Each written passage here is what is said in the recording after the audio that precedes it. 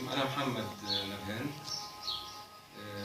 مهندس، وهنبتدي نتكلم في الفيديوهات بتاعتنا دي. هتكون عبارة عن 5 دقايق كل فيديو، شيء لن يصل يعني 10 دقايق، لأن أنا عارف إن إحنا كمصريين ما بنحبش الكلام الكتير أو إن إحنا نقرا بوستات كتير. الكلام بتاعنا هيكون على بعض مشاكلنا زي التعليم، زي البيروقراطية،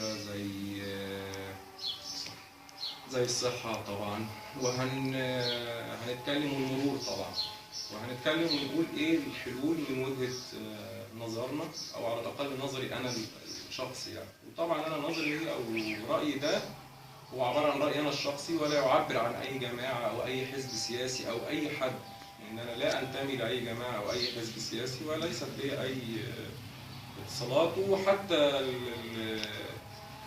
الافكار بتاعتي في البعض بيعتبروها مختلفه ومختلطه، انما في الاخر انا مصري مسلم زي المصريين كلهم، ونفس اللي عايزين المصريين كلهم انا عايزه. وحتى لو بعارض المشير، لكني بتمنى ان هو ينجح، لان ليا كلمه دايما اقولها: عندما تشرق الشمس تشرق على الجميع.